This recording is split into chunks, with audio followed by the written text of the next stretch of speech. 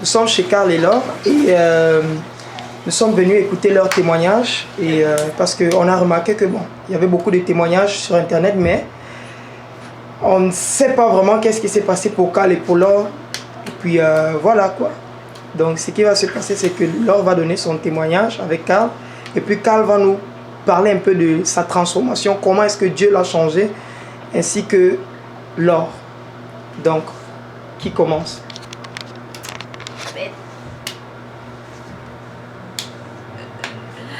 Je vais commencer. Ben, je ne sais pas par où commencer en fait. Je vais commencer par comment je suis venue à JPN. Parce qu'avant, je croyais connaître Dieu parce que je suis née dans une famille chrétienne. Ma mère était chrétienne. Elle m'a quand même induit dans les voies de Dieu. Mais en venant ici au Canada, c'est comme un long chemin. Je me suis éloignée du chemin qu'on m'avait donné. Et tribulation, épreuve après épreuve, j'ai commencé par retourner parce que ma mère m'avait enseigné et tout. Et j'ai commencé par aller à une église, Gospel Vie. Mais là encore, c'était pas ça. Je n'étais pas baptisée, pas non plus remplie du Saint-Esprit et tout. Je priais seulement, je croyais sincèrement en Dieu, mais je vivais comme... C'est comme, tu crois en Dieu, mais tu fais ce que le monde fait. Tu es encore dans le monde, quoi. Et j'ai une amie, Guylaine, qui m'invitait toujours à son église. Elle a passé 2 ou 3 ans, 2 ans à m'inviter à l'église et je ne suis jamais venue.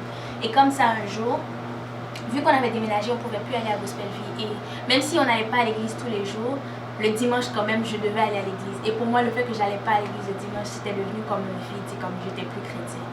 Donc ça me dérangeait, c'était par rapport à la distance. Et je priais, je disais à Dieu de me donner une église où est-ce que sa gloire y est réellement.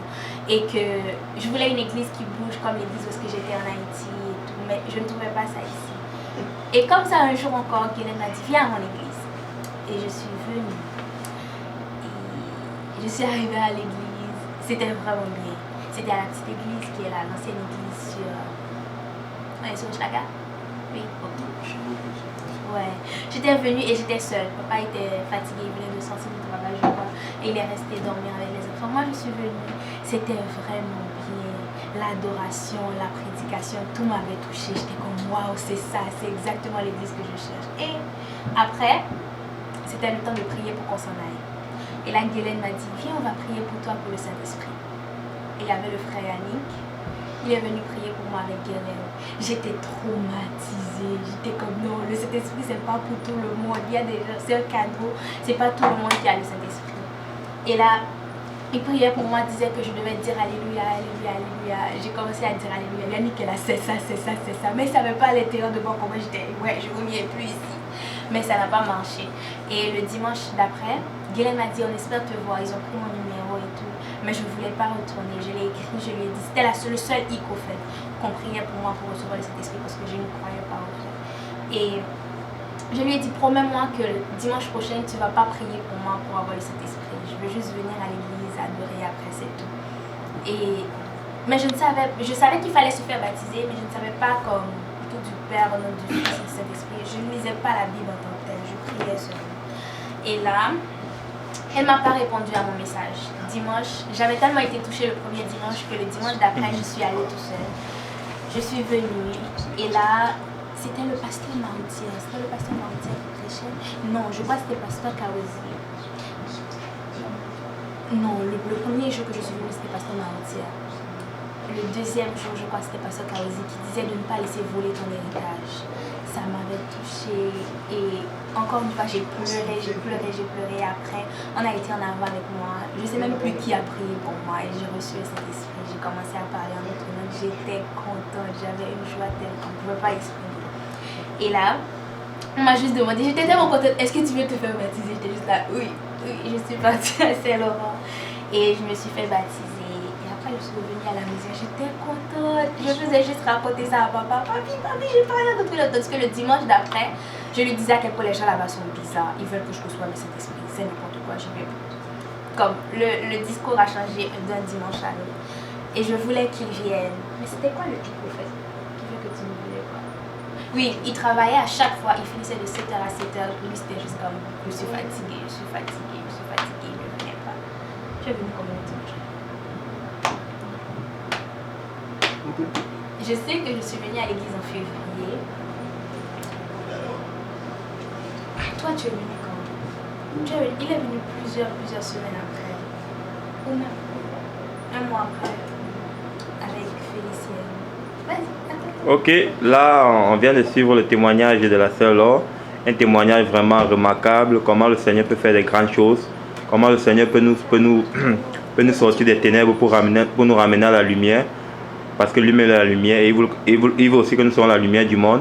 Et Papa Carl, on a vraiment suivi le témoignage de votre merveilleuse femme, la sœur Laure. Et nous voulons aussi que tu nous dises quelque chose par rapport à toi. Comment le Seigneur Jésus-Christ a changé ta vie? Quelle était l'étape passée et comment maintenant le Seigneur est en train d'agir dans ta vie? Moi, j'ai grandi dans une famille catholique.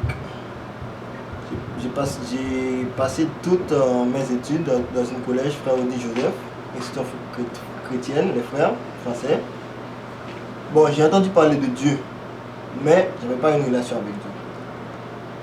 À l'école, comme on a dit que Dieu, c'est Dieu qui a créé Adam et Ève. Oui, on a appris ça. Mais quand nous faisons l'histoire, on a dit que l'humanité, nous sommes des descendants du singe. C'est comme, tu vois que c'est deux trucs différents. Comme arrivé à Montréal, et puis le frère Yannick, on a croisé le frère Yannick ici, comme il nous a commencé à parler de Dieu. Fait que j'ai commencé à, comme, pas avoir une relation, mais c'est pas seulement entendre parler de Dieu, mais c'est savoir ce qu'il aime ou ce qu'il n'aime pas. Comme on a accepté d'avoir une étude biblique, mais mon seul problème, c'était le boucle d'oreille. Pour moi, je me disais, comme c'est pas écrit dans la Bible que tu ne peux pas porter des boucles d'oreille, que c'est un péché. Mais arrivé à l'église, comme je me sentais mal à l'aise, parce que en regardant, tu vois tout le monde, comme les filles, ce qui est bizarre, toi en tant que gars, moi en tant que gars, 4 boucles d'oreilles, 2 ici, 2 ici, et les filles, elles n'en ont pas. Fait que je me sentais bizarre et puis j'ai enlevé 2, comme j'ai laissé les 2 plus petits. Mais je combats toujours avec ça, je enlève le bouc, je le mets, j'enlève, je le mets. Mais je n'oublie jamais ça. Un jour, j'ai appelé Frère Yannick, que je pensais qu'on allait au soccer.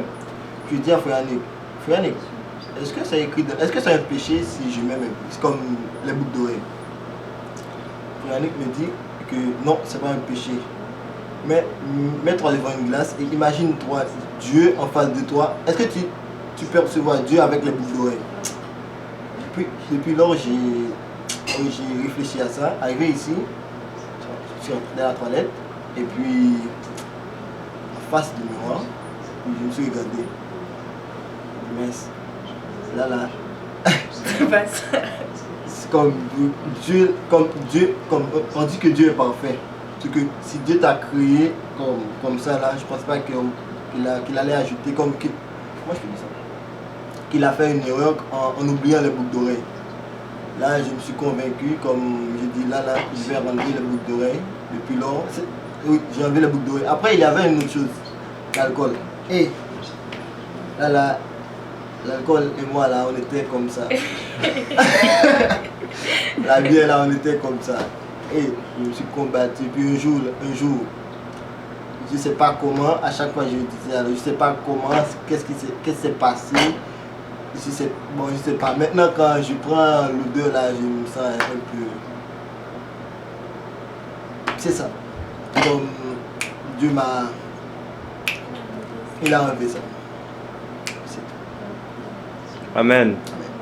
Seigneur, bon, nous voyons vraiment comment le Seigneur peut transformer ses enfants. Amen. Quand nous désirons vraiment, quand nous le cherchons vraiment en esprit, en vérité, c'est manifeste. Et ça, c'est vraiment le puissant témoignage du frère Carl et de la sœur Laure. Le Seigneur est vraiment merveilleux et il aime tout le monde. Et on va un peu laisser... Tu vas nous dire quelque chose? Nana, tu veux dire quelque chose? On va laisser la sœur Nana nous dire quelque chose à propos du Seigneur Jésus-Christ. Sœur Nana, est-ce que tu peux nous dire quelque chose à propos du Seigneur Jésus-Christ? Ok, une fois j'étais allée au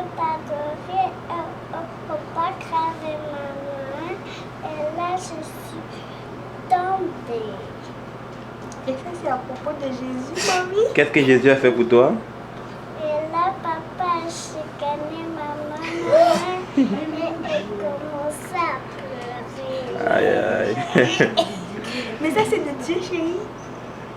Jésus a fait quoi? Qu'est-ce que Jésus a fait? Dis quelque chose à propos de Jésus.